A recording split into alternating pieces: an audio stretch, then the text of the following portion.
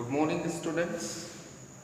आज बेटा हम फिर से आपका ये चैप्टर जो है मैकेनिकल प्रॉपर्टीज ऑफ सॉलिड्स ये शुरू करने वाले हैं। और इसमें कल बेटा हमने एक बात की है और कुछ टर्मिनोलॉजीज देखी है, जैसे कि डिफॉर्मिंग फोर्स क्या होता है एंड स्ट्रेन क्या है, स्ट्रेस क्या है। तो आज थोड़ा सा और उसके बारे में पढ़ते हैं और फिर हम देखेंगे कि क्या क्या चीज़ें इसमें आने वाली हैं आगे। ठीक है, सबसे पहले बात हम करते हैं कि इलास्टिसिटी क्या होती है बेटा। अगर आप किसी भी सॉलिड पे फोर्स लगाएंगे, बाहर से कोई फोर्स लगाते हैं, तो उसकी वजह से वो जो सॉलिड है उसमें कुछ चेंजेस प्रोड्यूस हो सकते हैं। ठीक है, वो उसकी शेप में चेंज प्रोड्यूस हो सकता है, उसके साइज में चेंज प्रोड्यूस हो सकता है। ठीक है, so such a kind of force that is applied, that force is known as deforming force. ठीक है, ये डिफॉर्मिंग फोर्स होती है। इसकी वजह से बेटा क्या हुआ, चेंजेस प्रोड्यूस हुए। वो चेंजेस पर यूनिट ओरिजिनल डायमेंशन जो है वो आपका करता है प्रोड्यूस स्ट्रेन को। ठीक है, the changes that is produced, ये जो डिफॉर्मिंग फोर्स आपने लगाई है तो इसकी वजह से क्या हुआ है, चेंजेस प्रोड्यूस हुए हैं। एंड वो चेंज को रिप्रेजेंट वाले करने वाली जो क्वांटिटी होती है उसे बोलते हैं बेटा स्ट्रेन। अब डिपेंडिंग कि किस किस हिसाब से कैसे कैसे आपका चेंज हुआ है, उसी हिसाब से बेटा स्ट्रेन के नाम आ जाते हैं। ठीक है, और लास्ट में आपका आता है स्ट्रेस। स्ट्रेस, अब ये स्ट्रेस क्या है, अगर आपका कोई भी सॉलिड इलास्टिसिटी शो करता है, इलास्टिक प्रॉपर्टी को शो करता है, तो वो क्या करेगा, जैसे ही उससे डिफॉर्मिंग फोर्स आप हटा लेंगे, जैसे ही डिफॉर्मिंग फोर्स हटा ली जाएगी, तो वो टेंडेंसी शो करता है अपनी ओरिजिनल शेप या साइज को रिगेन करने की। इस प्रॉपर्टी को बोलते हैं बेटा इलास्टिसिटी। तो मतलब एक फोर्स आपने लगाई है, डिफॉर्मिंग फोर्स कहते हैं। जब वो फोर्स हट जाएगी तो उसकी वजह से एक रीस्टोरिंग फोर्स डेवलप होगी सॉलिड में। उस restoring force per unit area को बोलते हैं आप स्ट्रेस। ठीक है, restoring force per unit area को आप बोलते हैं बेटा स्ट्रेस। और स्ट्रेस भी बेटा आपका कितने ही टाइप का हो सकता है, डिपेंडिंग कि आपका स्ट्रेन किस किस टाइप का है।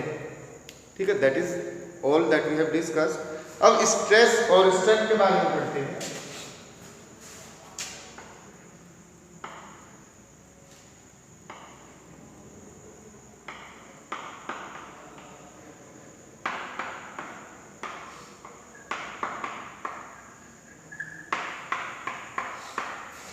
Stress and strain. देखिए बेटा, पहले तो कई बार क्या करते हैं बच्चे, मिसअंडरस्टूड करते हैं कि ये जो स्ट्रेन है ये स्ट्रेस की वजह से होता है। ठीक है, स्ट्रेन जो है वो स्ट्रेस की वजह से प्रोड्यूस हुआ है, ऐसा नहीं होता है। डिफॉर्मिंग फोर्स लगी, डिफॉर्मिंग फोर्स लगने की वजह से स्ट्रेन प्रोड्यूस हुआ। उस स्ट्रेन को काउंटर करने के लिए एक रीस्टोरिंग फोर्स डेवलप हुई सॉलिड के अंदर, और वो restoring force per unit area is known as stress. तो सबसे पहले डिफॉर्मिंग फोर्स लगने की वजह से होता है स्ट्रेन, उस स्ट्रेन की वजह से प्रोड्यूस होता है स्ट्रेस। इस बात को याद रखिएगा।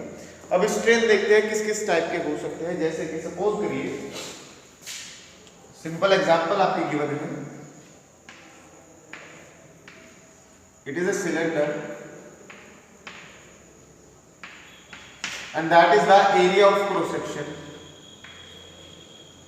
ठीक है, ये सिलेंडर है और यहाँ पे क्या है, एरिया ऑफ क्रॉस सेक्शन, ये आपका एरिया ऑफ क्रॉस सेक्शन है। ठीक है, मतलब इस तरह say that is the area of cross section.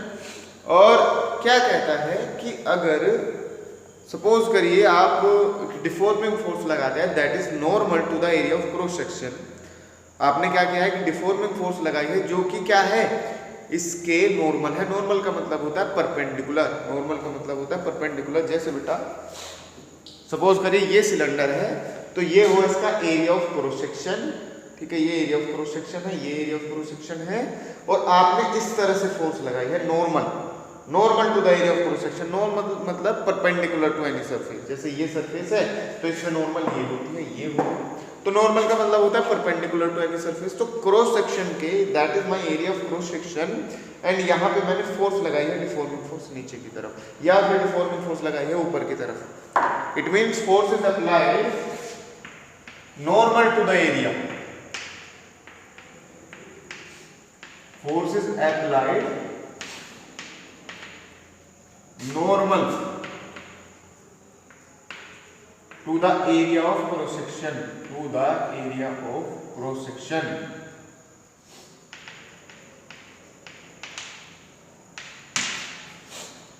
ठीक है, इसकी वजह से क्या होगा, इस फोर्स की वजह से बेटा क्या हो जाएगा, ऐसे हो जाएगा, है ना, इसकी लेंथ में इंक्रीज हो जाएगा, लेंथ में।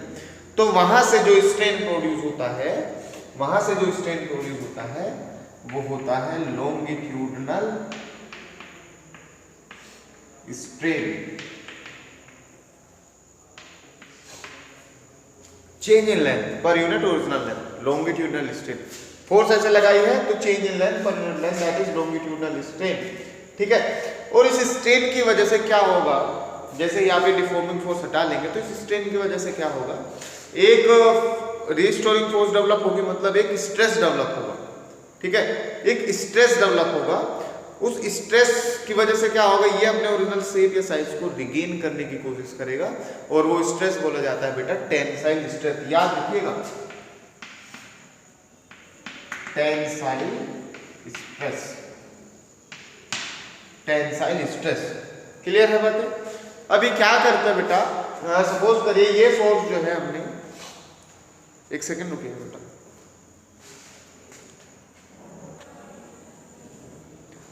तो बेटा ऐसे ही जो स्ट्रेस प्रोड्यूस हुआ है इसे बोलते हैं टेंसाइल स्ट्रेस। ठीक है, अभी सपोज करिए मैंने जो डिफॉर्मिंग फोर्स है, डिफॉर्मिंग फोर्स जो है मेरी, मैंने उसे अपोजिट डायरेक्शन में लगा दिया, मतलब डिफॉर्मिंग फोर्स अभी मैंने इस डायरेक्शन में लगाई है बेटा, इस तरह से। ठीक है, तो अभी भी क्या होगा, चेंज ही होगा, क्या होगा, चेंज होगा लेंथ में। तो स्ट्रेन तो अभी बोला जाएगा बेटा लॉन्गिट्यूडनल स्ट्रेन। ठीक है, स्ट्रेन तो अभी भी क्या है, लॉन्गिट्यूडनल है, क्योंकि चेंज इन लेंथ आ रहा है। लेकिन यहां पे जो स्ट्रेस डेवलप होता है, इस स्ट्रेस को बोला जाता है बेटा compressional stress.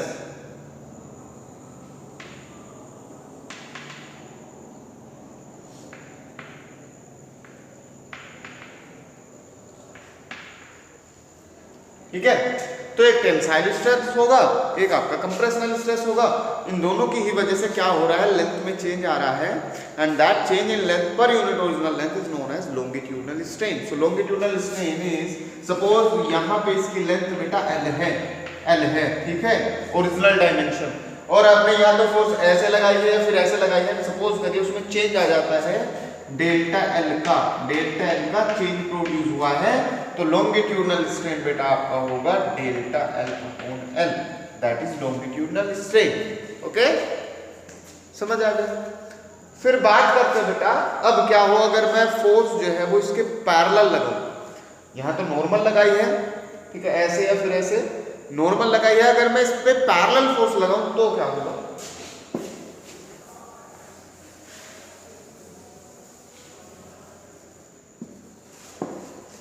now the force is applied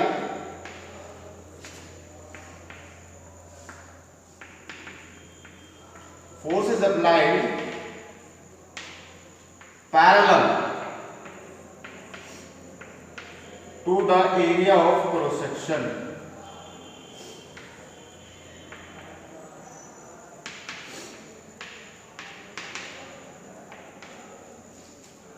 ठीक है, force is applied parallel to the area of cross section, मतलब क्या है कि अभी आपको फोर्स बेटा ऐसे लगाना है, अपोजिट डायरेक्शन में, but parallel to the area of cross section. इस तरह से लगा सकते हैं या फिर इस तरह से लगा सकते हैं।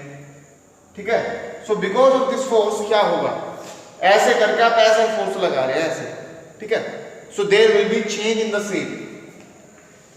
अब शेप बेटा आपकी हो जाएगी कुछ इस तरह से, ठीक है, that will be the change in shape.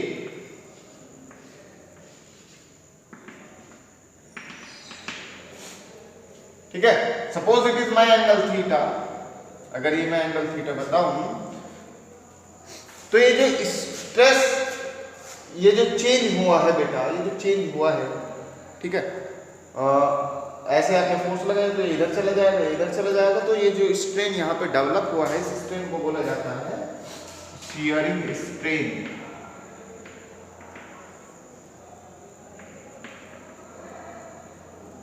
shearing strain, ठीक है, shearing strain, and let us say that this change is x and the original length was L, x and L, then tan theta will be what? Perpendicular upon hypotenuse. Actually that is the length L, ठीक है. So tan theta will be perpendicular upon hypotenuse. Okay रुकिए एक second रुकिएगा.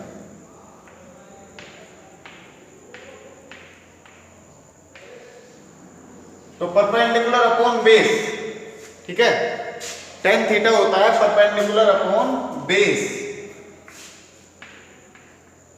तो अगर यहां से आप देखेंगे तो इस वाले ट्रायंगल में ये लेंथ क्या थी? L थी. ये लेंथ क्या थी? L थी. और ये लेंथ ये जो चेंज प्रोड्यूस हुआ है इट इज x, तो that is x and that is L. So tan theta will be x upon L. tan theta will be x upon L perpendicular upon base, ठीक है. अब क्या होगा? ये जो थीटा होता है बेटा दैट इज स्मॉल. इस थीटे की वैल्यू बहुत स्मॉल होती है, दैट इज वेरी स्मॉल, है ना. बहुत ज्यादा डिफॉर्मेशन तो आप नहीं करेंगे, तो बहुत स्मॉल ये होती है. अगर आपका थीटा स्मॉल होता है, if theta is small then tan theta will be approximately equals to theta. ये याद रखना है. If theta is very small, then tan theta will approximately equals to theta. So tan theta will be equals to theta. So that is theta is equals to x upon L, and that strain is known as shearing strain. ये strain जो यहाँ पे develop हुआ है that is change in dimension per unit. Original dimension is known as shearing strain, क्योंकि change बेटा अब इस तरह हुआ है. पहले इस तरह हुआ था, अब इस तरह हुआ है. So theta is equals to x upon L. अब इस स्ट्रेन की वजह से एक स्ट्रेस प्रोड्यूस होगा, पता है. उस स्ट्रेस को बोला जाता है शेयरिंग स्ट्रेस. क्या बोला जाएगा? शेयरिंग स्ट्रेस, ठीक है. तो दो तरीके के आपने पढ़े हैं, लॉन्गिट्यूडनल स्ट्रेन और शेयरिंग स्ट्रेन. और स्ट्रेस आपने पढ़ा है तीन तरह का, टेंसाइल, कंप्रेशनल और क्या हुआ है? शेयरिंग स्ट्रेस, ठीक है. एक और है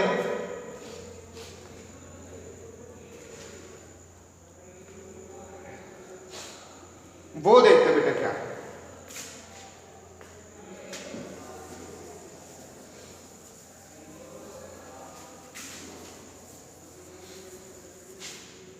इसके लिए बेटा आपको फ्लूइड्स का थोड़ा बहुत पढ़ना पड़ेगा कि फ्लूइड्स क्या करते हैं बेटा. फ्लूइड्स जो है वो एक प्रेशर लगाते हैं, ठीक है, फोर्स लगाते हैं इन ऑल डायरेक्शन. सभी डायरेक्शन में जो है सेम फोर्स लगाएंगे. सपोज करिए ये मेरा कोई आपका ऑब्जेक्ट है एंड ये यहाँ पे फ्लूइड है, तो आपकी फ्लूइड जो है इस तरह से इस पे फोर्स लगा रहे हैं.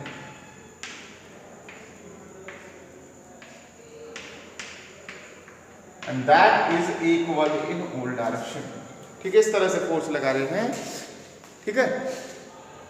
तो अब इसकी वजह से क्या होगा? इसकी वजह से एक चेंज होगा, ठीक है. इसकी वजह से एक चेंज होगा, और चेंज होने की वजह से क्योंकि अंदर की तरफ फोर्स लग रही है, तो ये इसकी जो वॉल्यूम है ये डिक्रीज हो जाएगी, ठीक है.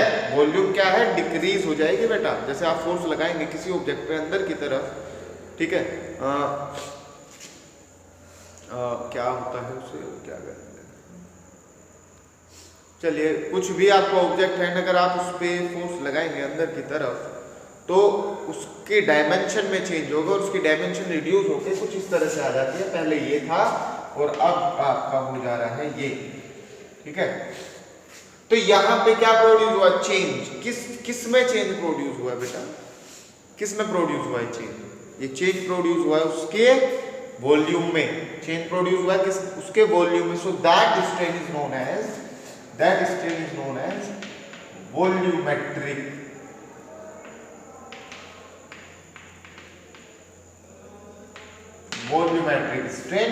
Volumetric strain because changes volume per unit original volume, and that is given by delta V upon V. ठीक है, so that strain is known as volumetric strain and that value is delta V by V, delta V by V।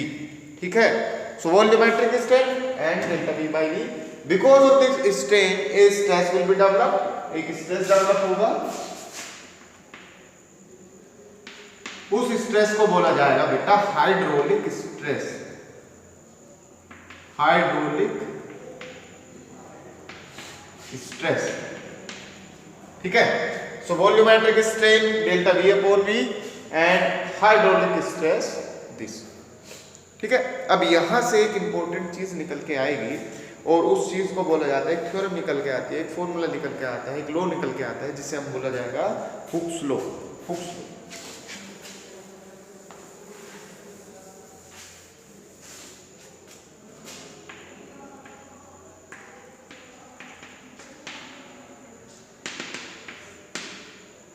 अब ये hooks law क्या है बेटा? Suppose करिए आपके पास एक स्प्रिंग है,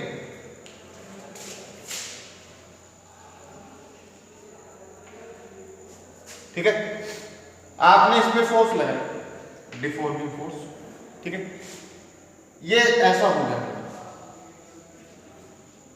फोर्स हटा दी तो ये फिर से क्या हो जाएगा, ऐसा भी हो जाएगा। फिर आपने क्या लगा, और फोर्स लगा के देखिए, और बड़ा हो गया, फिर छोड़ दी, फिर छोटा हो गया, उसी शेप में आ गया। ठीक है, लेकिन एक बार आपने क्या किया है, एक बार इतनी फोर्स लगा दी है, बहुत ज्यादा फोर्स लगा दी है, और ये अब हो चुका है ऐसा। तो क्या ये शेप को रिगेन कर पाएगा? क्या ये कभी शेप को रिगेन कर पाएगा? नहीं कर पाएगा। ठीक है, इसका मतलब क्या है कि एक लिमिट है, इलास्टिसिटी की भी क्या होती है, एक लिमिट होती है। अगर आप डिफॉर्मिंग फोर्स उस लिमिट से आगे लगा देंगे, अगर डिफॉर्मिंग फोर्स उस लिमिट से आगे आप लगा देंगे, तो आपका जो ऑब्जेक्ट है या सॉलिड है वो अपनी ओरिजिनल कॉन्फ़िगरेशन को गेन नहीं कर पाता है। ठीक है, थोड़ी सी फोर्स लगाई स्प्रिंग में, छोड़ दी, फिर वही, और फोर्स लगाई, छोड़ दी, और फिर, लेकिन आपने इतनी फोर्स लगा दी कि वो बिल्कुल स्ट्रेच कर दिया बेटा। ठीक है, और स्ट्रेच करने के बाद आपने उसे छोड़ दिया, तो अब वो अपनी ओरिजिनल शेप या साइज नहीं रिगेन कर पाएगा। It means there is a limit कि कहां तक डिफॉर्मिंग फोर्स लगाई जाए। ठीक है, अगर डिफॉर्मिंग फोर्स उससे ज्यादा हो जाएगी तो क्या होगा, डिफॉर्मिंग फोर्स अगर उससे ज्यादा हो जाएगी तो आपका बॉडी जो है या आपका ऑब्जेक्ट जो है वो ओरिजिनल शेप या साइज को रिगेन नहीं कर पाता है। ठीक है, तो इसे आप बोलते हैं elastic limit. That limit is known as elastic limit. क्या बोला जाता है? Elastic limit.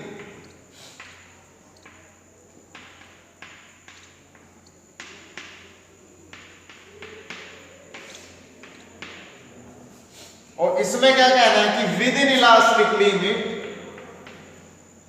Within Hooke's law, Hooke's law क्या कहना है, within elastic limit, within elastic limit, केवल इलास्टिक लिमिट के अंदर की बात कर रहे हैं, है ना। Within elastic limit stress is directly proportional to strain.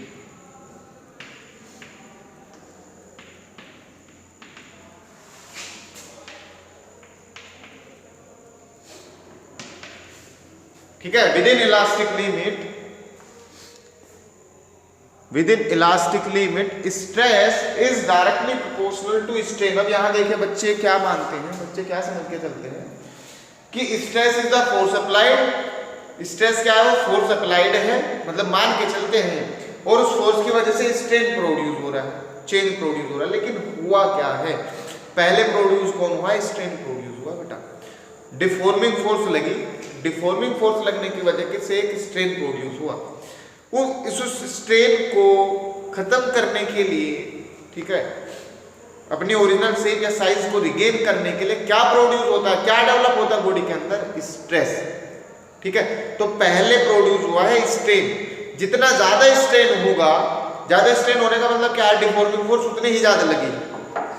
Strain ज्यादा होने का मतलब क्या है? डिफॉर्मिंग फोर्स उतनी ज्यादा लगी है, और जितनी ज्यादा डिफॉर्मिंग फोर्स लगी है तो रीस्टोरिंग फोर्स भी उतनी ज्यादा लगेगी, और रीस्टोरिंग फोर्स अगर उतनी ज्यादा लगेगी तो restoring force per unit area जो स्ट्रेस होता है वो भी इतना ही ज्यादा लगेगा। समझ रहे हैं? बातों को लिंक करके देखिए। स्ट्रेन पहले डेवलप हुआ है, डिफॉर्मिंग फोर्स लगाई, स्ट्रेन डेवलप हुआ, उस स्ट्रेन को खत्म करने के लिए, क्योंकि उसे अपनी ओरिजिनल शेप या साइज को रिगेन करना है, एक रीस्टोरिंग फोर्स लगी। जितने ज्यादा डिफॉर्मिंग फोर्स उतना ही ज्यादा स्ट्रेन, उतनी ही ज्यादा रीस्टोरिंग फोर्स, और जितने ज्यादा रीस्टोरिंग फोर्स स्ट्रेस भी उतना ही ज्यादा। इट मींस कि stress is directly proportional to strain. जितना ज्यादा स्ट्रेन होगा, जितना ज्यादा चेंज होने वाला है पर यूनिट डायमेंशन ओरिजिनल, उतना ही ज्यादा क्या होता है, उतनी ज्यादा रीस्टोरिंग फोर्स डेवलप होती है, या फिर उतना ही ज्यादा क्या डेवलप होता है बेटा, स्ट्रेस डेवलप होता है। So that is Hooke's law कि stress is directly proportional to strain. ठीक है, यहां से इस प्रोपोर्शनलिटी कांस्टेंट को अगर आप हटा देंगे तो strength is equals to constant into strain, and that constant K is equals to stress upon strain। ठीक है, and that constant will determine that how elastic is the solid, कि कितना इलास्टिसिटी वो शो करता है, कितनी इलास्टिक प्रॉपर्टी वो show करता है, कितनी टेंडेंसी वो शो करता है दोबारा रिगेन करने के अपने शेप या साइज को। So that K is known as constant and that is known as elasticity modulus, या फिर modulus of elasticity, and will represent the elastic property। Elastic property को रिप्रेजेंट करता है कि कितने इलास्टिसिटी शो करता है, और इसे आगे रिप्रेजेंट किया जाएगा बेटा E से। इलास्टिक मॉडुलस है, modulus of elasticity represented by P is a constant and is equals to stress upon strain, that is Hooke's law and it is the result of Hooke's law. कल हम एक stress strain curve के बारे में पढ़ेंगे and फिर various elasticity modulus है, modulus of elasticity के बारे में पढ़ने वाले हैं। आई होप ये आपको समझ आया है। अगर इसमें कोई भी डाउट है तो बेटा आप पूछ सकते हैं। Till then have a safe day, good bye.